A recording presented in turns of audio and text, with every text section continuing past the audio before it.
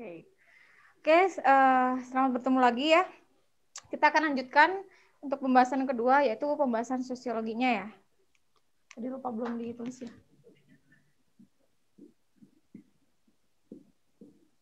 Oke, nomor 1. Soalnya ya, para pejabat pemerintah yang mempelajari sosiologi dapat mengantisipasi apa yang akan dialami oleh masyarakat pedesaan setelah beroperasinya sebuah perusahaan tambang emas berskala besar. Dengan adanya aktivitas penambangan tersebut, dapat diramalkan, diprediksi ya, akan terjadi apa? Jadi kan di situ di sebuah pedesaan katanya ada perusahaan tambang emas. Berarti nanti di perusahaan tambang emas itu kan akan terjadi apa? Banyak mungkin dia memperkerjakan tenaga kerja dari yang pendatang gitu ya, bukan dari penduduk lokal. Berarti di sini kemungkinan yang akan jadi adanya perubahan sosial. Apa itu perubahan sosial?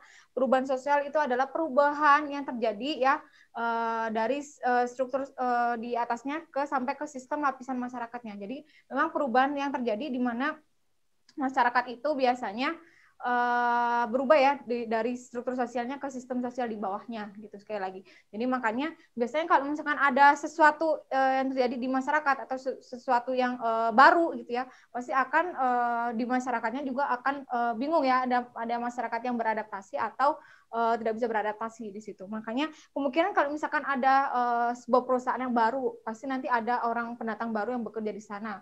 Mereka akan membawa perubahan-perubahan yang ada dari asalnya dibawa ke situ gitu. Maksudnya akhirnya nanti ada perbedaan antara penduduk lokal dengan si pendatang baru. Nah, jadi nanti istilahnya bisa mengembangkan nilai norma yang dibawa dari si asalnya gitu ya, penduduk pendatang dari asalnya gitu. Jadi makanya sosiologi ini biasanya dia itu kan ada fungsinya ya, biasanya dia sebagai konsultan. Konsultan ini biasanya bisa memprediksi ya perkiraan apa yang akan terjadi di masyarakat. Nah, maka dari itu di sini sosiologi bisa memprediksi bahwa akan terjadi sebuah perubahan sosial yang terjadi di masyarakat. Seperti itu. Jawabannya E ya. Kemudian nomor 2. Perspektif sosiologi yang secara tepat digunakan dalam menjelaskan aksi mogok buruh terhadap perusahaannya adalah, kalau ini berkaitan dengan antara buruh dengan perusahaan, berarti majikannya gitu ya. Berarti berkaitan dengan konflik sosial. Jadi kalau kita bahas sebenarnya teori konflik sosial itu ada 3 ya. Teori konflik sosial.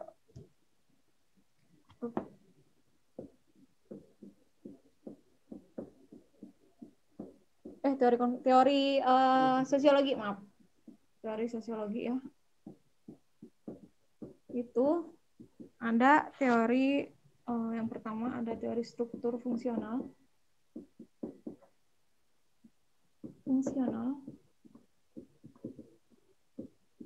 Kemudian ada teori konflik dan juga teori interaksi simbolik. Nah, kalau teori struktural fungsional itu ibaratnya seperti ini. Jadi ada 3 elemen ya misalkan dalam masyarakat, yaitu ada misalkan elemen pendidikan, elemen ekonomi, dan juga elemen keluarga. Nah, ketiga elemen ini kan pasti memiliki perannya masing-masing ya, yang seharusnya dilakukan.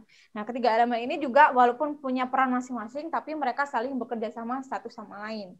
Jadi, jika dari salah satu ini ada fungsi yang tidak berjalan dengan semestinya, maka akan terjadi sebuah masalah sosial yang terjadi di masyarakat. Contohnya seperti ini. Misalkan elemen keluarga, pendidikan, dan ekonomi. Nah, yang tidak berjalan itu adalah elemen keluarga. Istilahnya misalkan anak ya, anak ini tidak bisa mendapatkan perhatian dari keluarganya. Nah, berarti nantinya anak ini akan timbul sebuah masalah, yaitu misalkan jadi kenakalan remaja. Walaupun sebenarnya dia mendapatkan elemen yang lain ya di pendidikan dan juga pekerjaannya, ekonomi gitu. Nah itu, jadi ibaratnya kalau struktur fungsional ini ibaratnya kayak ilmu patologi sosial. Jadi kayak di badan kita, kalau misalkan ada yang satu yang sakit atau tidak berfungsi, itu nanti akan mempengaruhi sistem badan yang lainnya juga. Seperti itu. Itu kalau misalkan struktural fungsional. Jadi semua elemen itu saling berkaitan dan bekerja sama dan memiliki perannya masing-masing yang untuk menjalankan meningkatkan stabilitas di masyarakat gitu. Jadi kayak menyeimbangkan ya stabilitas tatanan di masyarakat gitu. Kemudian teori konflik. Nah, kalau konflik ini kan pasti ya, konflik ini kan terjadi karena memang adanya perbedaan ya. Mungkin ada sesuatu yang dicapai tapi dihalang-halangi atau apapun gitu. Nah, biasanya konflik ini sangat sering terjadi di masyarakat ya, dalam hal apapun ya. Kalau di kita mungkin perbedaan kebudayaan latar belakang ya, ada juga perbedaan kepentingan, kemudian adanya perbedaan individu bahkan ya, dan juga perubahan sosial. Jadi memang konflik ini sering terjadi di dalam masyarakat. Kemudian kalau interaksi simbolik, nah kalau interaksi simbolik ini biasanya kayak pemaknaan ya, pemaknaan penilaian dari suatu masyarakat terhadap suatu simbol. Jadi ibaratnya seperti ini, kayak si A ini dia itu di Instagram ya, mungkin dia ngupload foto misalkan di luar negeri, kemudian pakaiannya itu mereknya Supreme semua dan sebagainya gitu.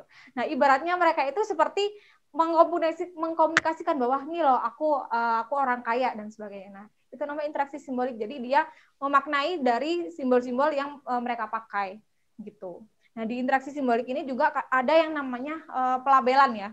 Jadi kayak ada orang yang tadinya tidak bermasalah ya, tidak punya masalah istilahnya, dia bergaul dengan orang yang punya masalah gitu ya. Nah, akhirnya hal ini tuh akan membawa mereka yang nggak bermasalah jadi bermasalah gitu. Jadi kayak dilabelkan misalkan anak itu suka bolos sekolah. Nah, itu kan jadi labelnya bahwa nantinya dia akan ya bolos sekolah terus seperti itu. Nah, ini ada interaksi simbolik. Jadi itu ya, ada 3 teori ya. Jadi di sini kalau aksi mogok buruh ya dengan perusahaannya biasanya karena adanya teori si konflik sosial ini ya. Konflik yang terjadi ya perbedaan kepentingan antara si pengusahanya, perusahaannya dengan si buruhnya. Misalkan buruhnya pengen ada penambahan mungkin upah ya karena lembur dan sebagainya. Sedangkan kalau perusahaan dengan mengejar keuntungannya pasti menekan gaji upahnya ya dengan misalkan meningkatkan produktivitasnya. Jadi beda kepentingannya antara si buruh dengan majikannya atau pengusahanya. Seperti itu. Oke, selanjutnya adalah nomor 3 ya. Perkembangan masyarakat menurut Auguste Comte terjadi secara evolusioner dalam 3 tahap. Berarti evolusi itu berarti dia bertahap dan memerlukan waktu yang lama. Sementara itu, perkembangan masyarakat yang dikemukakan oleh Karl Marx berjalan secara secara transformatif, berubah-ubah. Jadi sebenarnya kalau Karl Marx ini membagi masyarakat atau membagi perkembangan manusia ini berdasarkan perkembangan corak produksi ya. Nomor 3. Perkembangan masyarakat menurut Karl Marx ya.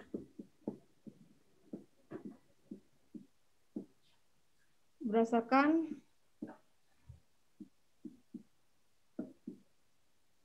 corak produksi. Bentar. Nah, corak produksinya apa aja? Yaitu nanti ada minta waktunya sebentar ya. Habis baterainya. Udah dimatiin ya. Saya minum dulu.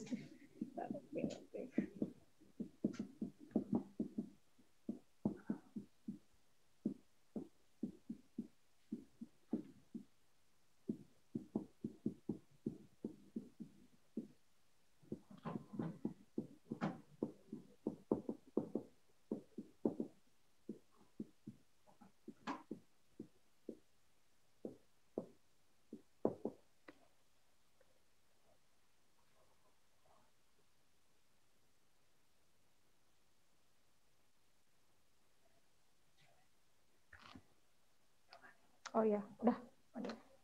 Oke, jadi kalau misalkan Karl Marx ya, si Karl Marx ini membagi tahap perkembangan manusia berdasarkan corak produksinya. Mungkin ini ada kaitannya sama sejarah ya, ada. Yaitu pertama tahap perkembangan manusia itu dari yang primitif ya. Kalau primitif kan kalian tahu ya pasti perkembangannya yaitu dulunya masyarakat itu untuk mencari makan yaitu dengan berburu dan meramu ya. Sampai baru sekarang itu dengan tahap yang modern ya. Kemudian yang kedua perbudakan. Jadi biasanya terjadi karena adanya pertambahan penduduk ya. Jadi produksi pertanian dan dari proses jual beli ya. Kemudian sistem feodal ya. Kalau feodal ini kan berarti berdasarkan keturunan. Makanya di sini masyarakatnya didominasi oleh kaum bangsawan dan juga pemilik tanah. Sedangkan kalau kapitalis ini biasanya pada abad ke-16 itu menjadi paling dominan ya. Yaitu waktu itu lagi adanya revolusi industri. Jadi masyarakat ini kegiatan produksinya tidak ditunjukkan untuk memenuhi kebutuhan apa aja, tapi untuk mendapatkan keuntungan yang paling penting di situ. Sedangkan yang terakhir komunis. Nah, kalau komunis ini ditandai dengan adanya kepemilikan bersama alat-alat produksi. Jadi biasanya ada tidaknya si sistem kelas-kelas sosial. Makanya di sini manusia itu dihargai karena kemampuan produksinya ya untuk diperkembangkan secara seimbang dan memuaskan. Jadi itu ya 5 tahapan perkembangan masyarakat menurut si Karl Marx. Jadi transformatif, dia berubah-ubah tahapannya. Kemudian nomor 44 ya. Rudy adalah seorang pengusaha yang sangat berhasil. Keberhasilannya ini tidak diperoleh dalam waktu singkat dan mudah. Ia memulai usaha semenjak duduk di bangku SMA. Saat itu, ia harus bekerja untuk membantu kondisi ekonomi keluarganya yang sulit. Ketika kuliah, ia tetap bekerja menjalankan usaha untuk membiayai kuliahnya. Seiring berjalannya waktu, ia memiliki keterampilan dan jaringan usaha yang luas. Lama-kelamaan usahanya semakin besar dan bahkan ia mampu mempekerjakan banyak pegawai. Kondisi Rudy ini lebih baik dibandingkan dengan kondisi orang tuanya. Status yang berhasil dicapai Rudy, masih ingat ya, ada 3 ya. Perolehan status. Ya, di sini aja. Oke. Nomor berapa itu teh? Nomor 4 ya. 3 cara perolehan status.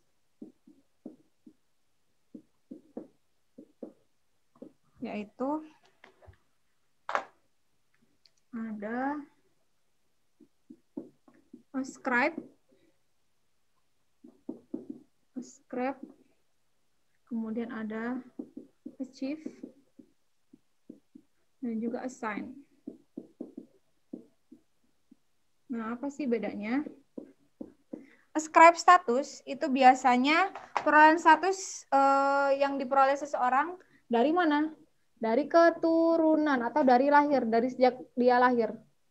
Jadi kalau dia udah lahir ya, misalkan statusnya itu adalah sistem kastanya misalkan ya, kastanya Brahmana, ya udah jadi seterusnya dia dapat pencapaiannya ya ada di kasta Brahmana, kasta paling tertinggi gitu ya.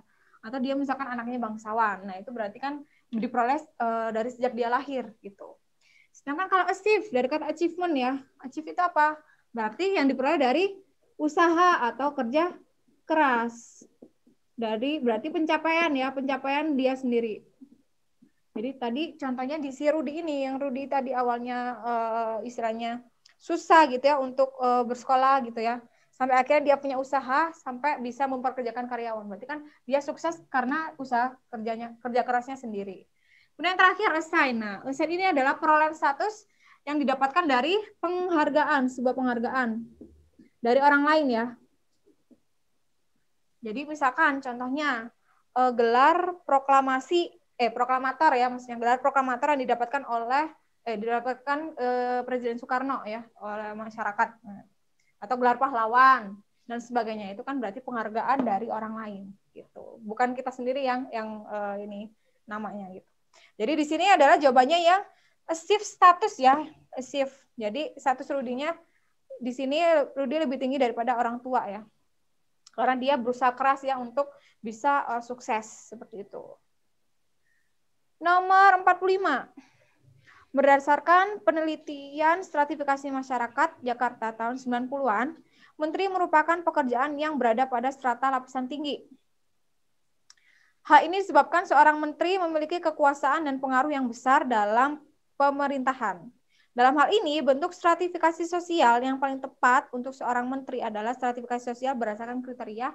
Masih ingat ya, stratifikasi sosial itu apa? Stratifikasi sosial itu adalah pelapisan atau pengelompokan masyarakat berdasarkan kelas-kelas sosial yang memiliki tingkatan. Kan dari kata strata itu kan artinya tingkatan. Jadi masyarakat itu dikelompokkan berdasarkan tingkatan-tingkatan yang ada. Nah, apa sih yang bisa dirasakan oleh masyarakat? Yaitu yang pertama biasanya itu keturunan ya, misalkan dari kaum bangsawan atau apa gitu. Kemudian kedua karena kekuasaan, karena jabatan ya.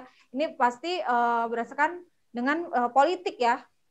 Kemudian karena pendidikan, nah biasanya orang-orang yang berpendidikan tinggi biasanya dikelompokkan di kelas-kelas sosial yang lebih tinggi juga. Gitu. Kemudian berdasarkan pendapatan dan juga pekerjaan. Itu dia ya. Jadi kalau di sini stratifikasi sosial ya dari yang karena dia itu seorang menteri memiliki kekuasaan berarti berkaitan dengan politik ya, berdasarkan kriteria politik. Jadi jawabannya yang C. Oke, selanjutnya nomor 46. Sebuah desa transmigrasi yang dihuni oleh masyarakat asli dan juga migran memiliki dua pengelompokan berdasarkan kesejahteraannya. Masyarakat transmigran berarti masyarakat yang tadi dipindah ya, pindah dari kota penduduknya yang padat ke penduduk yang jarang ya, memperoleh lahan subur dan bisa menghasilkan uang cukup memadai sehingga bisa menyekolahkan anaknya keluar desa. Nah, sementara itu penduduk asli di wilayah itu hanya menggarap lahan seadanya dengan penghasilan yang pas-pasan, sehingga mengalami kesulitan untuk menyekolahkan anaknya. Maka, faktor penghambat masyarakat lokal ini untuk melakukan mobilitas sosial adalah perpindahan dari status sosial yang satu ke status sosial yang lainnya ya. Nah, apa sih yang menghambat si penduduk lokal, penduduk asli di daerah itu nggak bisa melakukan mobilitas?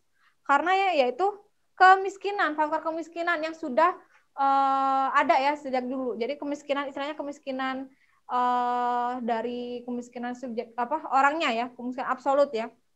Jadi memang masyarakatnya ada di bawah standar kemiskinan seperti itu. Jadi dia sulit ya untuk melakukan perpindahan status gitu. Tapi kalau orang transmigran tadi karena dia diberikan gitu ya modal untuk melanjutkan misalkan memberikan pekerjaan gitu ya atau lahan untuk diolah. Nah, tapi kalau penduduk lokalnya sendiri tidak diberikan seperti itu. Jadi karena kemiskinan ya yang menghambat orang-orang tidak bisa melakukan mobilitas. Jawabannya yang B. Kemudian nomor 47. Kemajemukan pada masyarakat Indonesia dapat menyebabkan timbulnya berbagai permasalahan dan kerawanan sosial dalam masyarakat. Berikut ini adalah upaya yang dapat dilakukan untuk mengatasi permasalahan tersebut, kecuali ya, berarti yang bukan upaya untuk mengatasi permasalahan kerawanan sosial. Yang bukan adalah yang ya, mempertahankan dan menjalankan tradisi atau adat istiadat secara kaku. Kalau misalkan mungkin ya di daerah-daerah yang masih mempertahankan adat istiadat yang masih kaku ya, maksudnya kan itu juga bisa istilahnya mengekang dari individunya ya. Kan harusnya kan nilai dan norma yang berlaku itu sifatnya fleksibel karena dia bergantung pada perkembangan zaman gitu. Jadi nggak terpaku dengan sistem nilai yang ada sebelumnya. Jadi generasinya juga kan beda gitu. Jadi karena adanya perbedaan perkembangan zaman. Jadi harusnya lebih fleksibel gitu ya aturan-aturan yang berlaku. Seperti itu. Jadi jawabannya yang E. Kemudian nomor 8 ya. Masyarakat yang terdiri atas berbagai kebiasaan dan kebudayaan dari berbagai kelompok sosial yang sibuk dengan urusan kelompok masing-masing bisa dikatakan memiliki integrasi sosial yang rendah. Integrasi sosial itu apa? Penyatuan unsur-unsur yang berbeda di dalam masyarakat ya. Jika terjadi kesalahpahaman dari anggota kelompok yang berbeda dan dibiarkan berlarut, dapat diramalkan akan terjadi konflik yang besar. Oleh karena itu, berbagai kelompok sosial yang ada membangun sebuah komunikasi dalam bentuk rembuk warga atau organisasi agar suasana aman dan nyaman tetap terpelihara. Dalam hal ini, integrasi sosial tercipta atas dorongan. Jadi gimana sih menyatukan masyarakat ya? Dorongan apa sih yang menyebabkan masyarakat ini ingin menyatukan gitu ya maksudnya di sini? Berarti karena adanya keinginan untuk hidup lebih tentram, lebih damai gitu. Karena mereka nggak mau ada masalah besar gitu dalam kelompok gitu. Makanya dia terdorong ya udah kita menghargai adanya perbedaan. Jika nanti ada terjadi sesuatu atau masalah, kita musyawarahkan seperti itu. Jadi orang-orang ini terbentuk integrasi sosialnya karena ingin hidup tentram gitu. Kehidupan yang lebih tentram. Jadi jawabannya yang A. Itu ya. Kemudian nomor 49.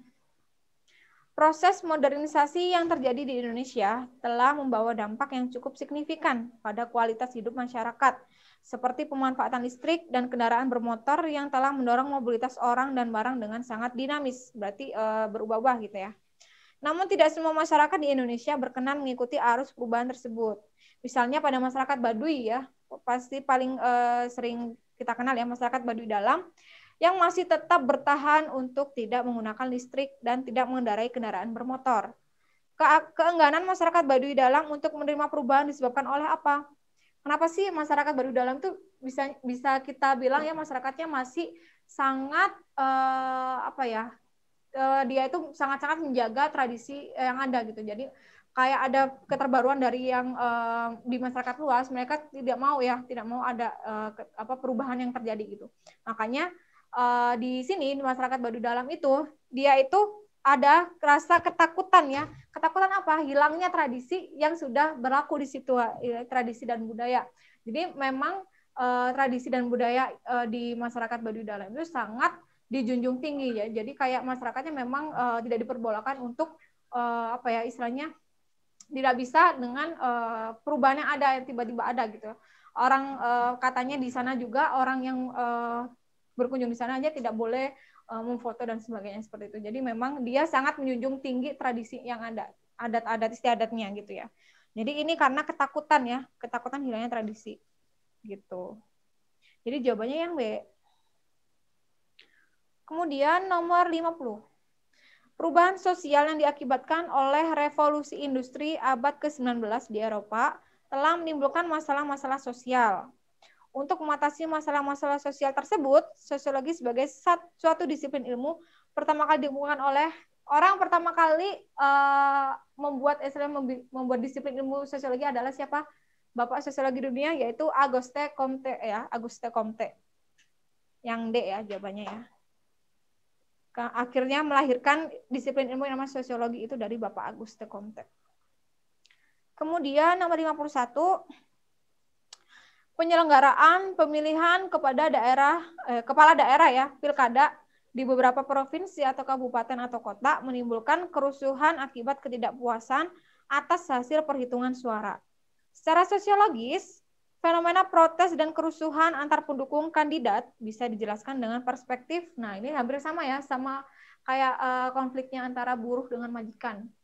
Berarti ini dengan perspektif yaitu konflik sosial, konflik yang terjadi antara pendukung yang satu dengan pendukung yang lain ya, mungkin karena kepentingan yang berbeda gitu. Jadi jawabannya yang D. Kemudian nomor 52. Saat ini anak muda tidak bisa terlepas dari teknologi komunikasi dalam kehidupan sehari-hari. Hal ini ditandai dengan maraknya media sosial. Fenomena ini menunjukkan bahwa anak muda hidup dalam budaya. Nah, ini anak muda sekarang hidup dalam budaya industri ya, apalagi industri 4.0 yang segala-galanya semuanya ini berkaitan dengan gadget ya. HP, siapa sih anak muda yang sekarang tidak punya HP mungkin ya. Gitu. Jadi segala informasi mudah didapatkan ya dari yang namanya gadget ya. Gitu. Di media sosial. Jadi jawabannya yang A. Kemudian nomor 53.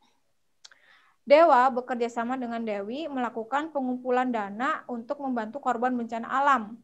Interaksi Dewa dan Dewi tergolong interaksi, ada dua ya, dalam interaksi sosial itu ada interaksi yang bersifat asosiatif dan disasosiatif. Kalau bersifat asosiatif berarti interaksinya dia berbentuk kerjasama ya, sama-sama memiliki keuntungan ya kedua belah pihak ini misalkan. Dan kalau disasosiatif menimbulkan perpecahan. Contoh disasosiatif yaitu adanya pertentangan ya, adanya persaingan, kompetisi, dan juga ada kontroversi ya.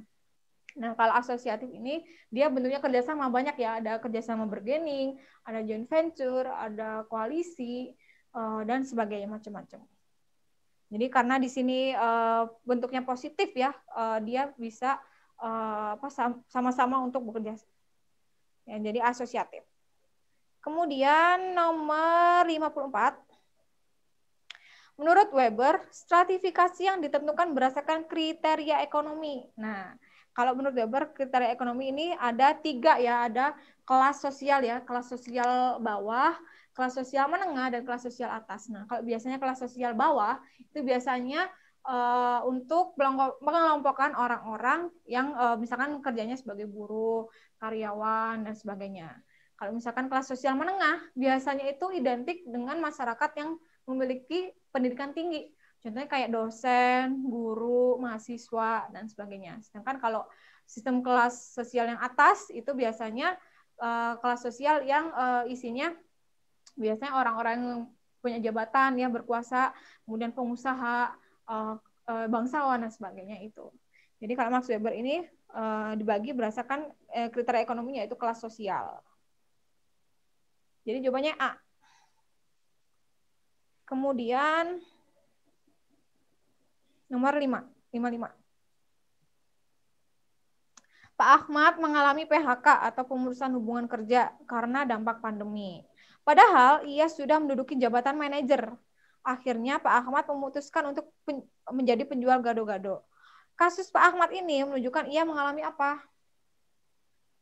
Jadi yang tadi awalnya manajer, tiba-tiba jadi penjual gado-gado. Berarti mengalami yang namanya mobilitas sosial. Mobilitas sosial itu apa? Perpindahan status ya, dari status sosial yang satu ke status sosial yang lain. Kalau mungkin lebih spesifiknya dia mungkin mobilitas sosial vertikal turun ya, karena yang tadi awalnya manajer yang pekerjaannya bagus gitu ya, kemudian jadi turun ya, jadi penjual gado-gado gitu. Jadi jawabannya yang B, mengalami mobilitas, yaitu pergerakan dari status sosial satu ke status sosial yang lain. Kemudian nomor 56. Dalam pergaulan sehari-hari, sering menilai seseorang berdasarkan latar belakang atau suku etnisnya. Misalnya, orang Jawa dianggap halus dan sopan. Orang Minang dianggap hemat. Nah, penilaian semacam ini disebut apa? Kalau dalam sosiologi itu disebutnya apa? Yaitu kita sebutnya adalah etnosentrisme ya. Jadi etnosentrisme itu bisa dibilang penilaian kebudayaan lain atas dasar kebudayaan kita gitu. Jadi kayak membandingkan ya. Kan kalau misalkan di Jawa mungkin orangnya ya tadi ya bisa disebutkan orangnya sopan, lembut gitu misalkan. Nah, itu kalau misalkan kita menilai budaya yang lain, oh ternyata orang Batak itu orangnya misalkan ngomongnya keras gitu. Karena memang dibandingkannya dengan kebudayaan kita atas dasar penilaian kebudayaan kita gitu. Itu namanya etnosentrisme. Ya. Sedangkan kalau primordialisme itu apa ya? Istilahnya mengagung-agungkan apa yang dibawa sejak lahir. Jadi misalkan gini, si A ini misalkan orang Sunda ya. Nah, dia ini berkuliah di UGM kan, notabene di Jogja, dia di Jawa gitu. Nah, di Jogja di UGM ini si A ini berkumpul lagi dengan komunitas-komunitas orang-orang atau dari daerah asalnya, yaitu daerah orang Sunda, misalkan komunitas orang Sunda atau komunitas mahasiswa Sunda. Nah, itu namanya primordialisme. Jadi mengagung-agungkan apa yang dibawa sejak dia lahir gitu. Jadi tadi jawabannya etnosentrisme ya, karena tadi menilai latar belakang suku atau etnis ya di sini. Suku bangsa berdasarkan penilaian kebudayaannya. Oke, kemudian kalau diskriminasi itu kan berlaku tidak adil ya terhadap individu atau kelompok orang. Oke, kalau stereotip itu prasangka. Prasangka. Kemudian nomor 57, pertikaian antar kelompok etnis di Jakarta untuk mempermudah lahan parkir dapat dikategorikan sebagai konflik sosial disebabkan adanya perbedaan. Nah, ini memperebutkan lahan parkir ya katanya. Nah, di sini berarti konflik ya, masih ingat ya, konflik sosial itu kan disebabkan oleh 4 hal, yaitu ada karena perbedaan individu yang biasakan karena perbedaan pemahaman atau gagasan ya berkaitan dengan identitas diri atau harga diri. Kemudian yang kedua, konflik sosial dikarenakan adanya perbedaan latar belakang budaya ya. Biasanya latar belakang budaya itu dapat menentukan si kepribadian individu. Kemudian ketiga, konflik sosial dikarenakan adanya perbedaan kepentingan ya. Pasti setiap orang memiliki kepentingan masing-masing. Makanya ketika kepentingan itu istilahnya kayak dihalang-halangi, itu kan berarti dia tuh kayak merasa ada yang mengancam tujuan mereka gitu. Kemudian yang terakhir karena dia perubahan sosial yang cepat. Nah, perubahan sosial yang cepat ini biasanya menimbulkan adanya kegoncangan ya nilai dan norma yang berlaku di masyarakat. Nah, di sini karena perbuatan lahan parkir ini biasanya karena kepentingan ya, beda kepentingannya untuk apa gitu, perbedaan kepentingan. Jadi jawabannya yang D. Kemudian nomor 58. Berkembangnya teknologi informasi secara cepat memungkinkan dapat diaksesnya informasi secara bebas dari berbagai sumber oleh remaja. Hal ini bisa mempengaruhi perubahan gaya hidup remaja yang secara langsung disebabkan oleh faktor, nah tadi ya, udah diketahui bahwa ini karena berkembangnya teknologi informasi. Berarti bagaimana si remaja ini kan dapat mengakses segala informasi ya, dimanapun dia ya, dari media dan sebagainya. Berarti ini karena adanya faktor pengaruh iptek ya, ilmu pengetahuan dan teknologi itu sendiri. Jadi dari adanya kemajuan iptek ini sebenarnya membawa dampak yang besar juga ya untuk remaja-remaja gitu ya. Dia bisa mengakses segala apapun yang bisa yang seharusnya nggak mereka akses mungkin ya. Tapi dari kemajuan itu ya itu dari dampak negatifnya ya dari kemajuan iptek. Seperti itu. Kemudian nomor 59. Seringnya publik mengucilkan kehidupan pasien AIDS dikarenakan pemikiran pendek dan menganggap pasien AIDS tidak berhak hidup. Stigma dan diskriminasi di antara sebagian besar masyarakat akan terus-menerus marak jika tidak diimbangi dengan informasi dan pengetahuan yang memadai. Stigma negatif selalu dijadikan senjata utama untuk mengucilkan para penderita AIDS. Hal tersebutlah yang membuat jurang diskriminasi semakin dalam. Banyak penderita AIDS yang akhirnya menarik diri dari diri masyarakat ya karena merasa dikucilkan dan tidak mendapat hak yang sama dengan warga negara yang lain. Tindakan penderita AIDS yang akhirnya menarik diri masyarakat merupakan bentuk ya, jadi istilahnya mereka menarik diri ya, maksudnya tidak ingin bergabung dengan masyarakat ya karena merasa dia sebenarnya dari awal juga dikucilkan gitu ya, akhirnya mereka menarik diri. Nah di sini itu adalah yang namanya retreatisme. Nah retreatisme itu apa? Retreatisme adalah pengasingan diri ya, pengasingan diri oleh masyarakat itu gitu. Kalau misalkan anomi itu di situ ya, anomi itu adalah kondisi kekacauan ya dalam individu itu. Jadi individu itu tidak memiliki nilai dan norma, ya, pegangan ya, aturan yang ada dalam dirinya. Jadi mereka bertindak bebas, kacau kehidupannya. Kalau rebellion ini biasanya penyimpangan sosial yang terjadi jika warga masyarakat menolak norma maupun nilai sosial dan ingin menggantinya dengan nilai sosial yang baru. Itu namanya rebellion. Kalau conformity ini individu mengubah sikap dan tingkah laku agar sesuai dengan norma yang ada. Nah, mungkin itu ya pengertian-pengertian yang lain ya. Kalau innovation tahu ya, inovasi ya. Pembaruan ya. Jadi kayak penyempurnaan produk penemuan yang baru yaitu discovery gitu. Oke, jadi jawabannya yang C, retreatisme atau pengasingan diri. Kemudian nomor terakhir ya, nomor 60 ya. Para guru saat ini sadar bahwa memiliki skill di bidang teknologi informasi dan multimedia telah memungkinkan diwujudkannya pembelajaran yang efektif dan menyenangkan. Karena itu, guru-guru saat ini banyak yang menguasai teknologi informasi dan multimedia untuk mencari bahan ajar. Penyampaian materi pun tidak hanya dengan metode ceramah, tetapi juga dengan menampilkan slide dan video yang menarik. Dari penjelasan tersebut, tindakan guru untuk bisa menguasai teknologi, informasi, dan multimedia tersebut termasuk dalam apa?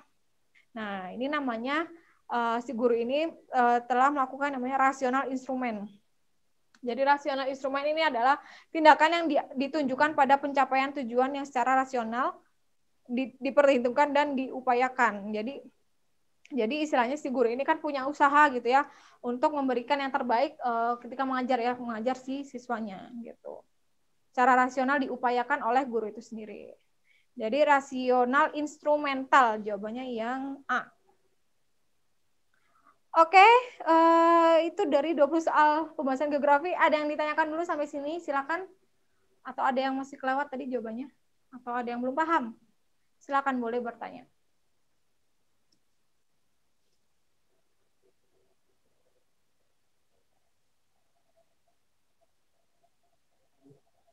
Apa?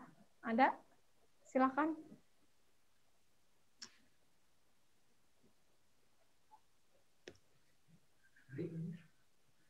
Silakan yang mau bertanya di unmute sendiri aja ya.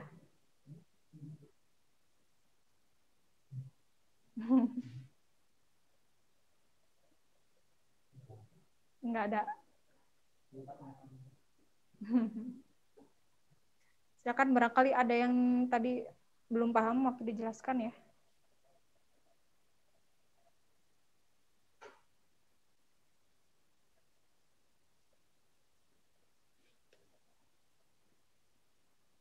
Tidak ada? Masih mikir.